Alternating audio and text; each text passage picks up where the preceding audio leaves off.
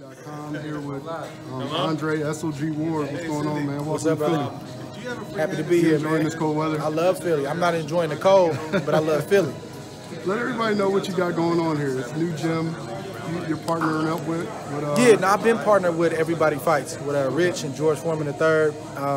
They got locations in Boston, New York, Midwest. We're working on bringing this out to the Bay Area as well as LA, and now it's in Philly.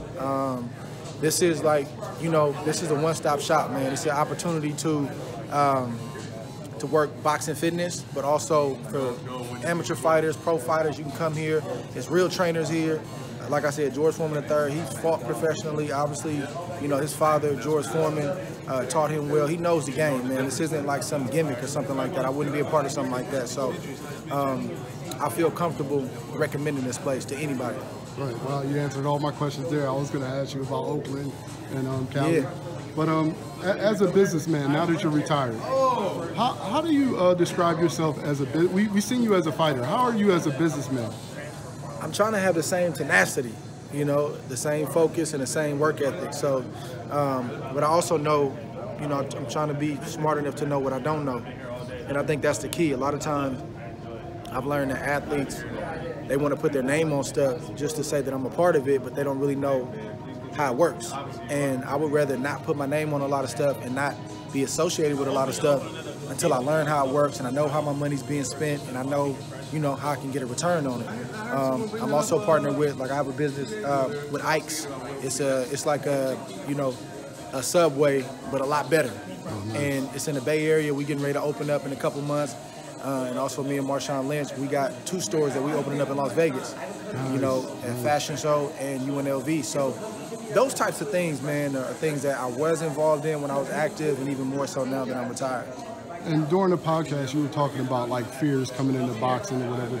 Are there any fears doing any ventures in business? What kind of fears do you describe? Losing your money. Yeah, right, it's, again, I think it's quality over quantity for me because I don't want to lose any money. But that's the risk that you take when you get involved in business.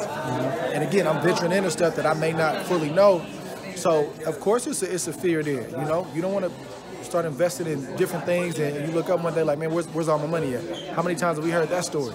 A lot. I don't want to be a part of that. So the fear factor is real. But again, just like boxing, I try to use that fear to push me and drive me to educate myself, to push me and drive me to ask whatever questions I need to ask and to get the information I need. So when I do say, okay, I'm involved in this, I'm comfortable because I did my homework. Right. Now, give me one thing in the boxing ring that you've learned as a boxer that helps you with business, that you can just translate over. I mean, it's a lot of things. Probably 2 things, like the work ethic. Number 1, I don't care what you do, you gotta grind.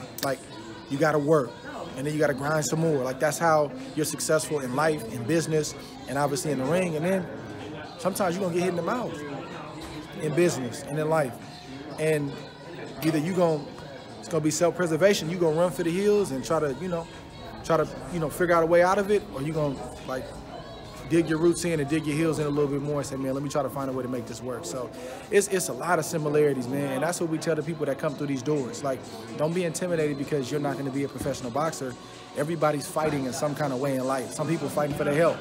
Some people fighting for their fitness. Some people got personal issues and stuff going on, and when they come here, it's a release. It's an opportunity for them to kind of, release the stress and to, kind of resettle or whatever and get themselves together. So same thing, bro. Everybody's fighting in some kind of capacity.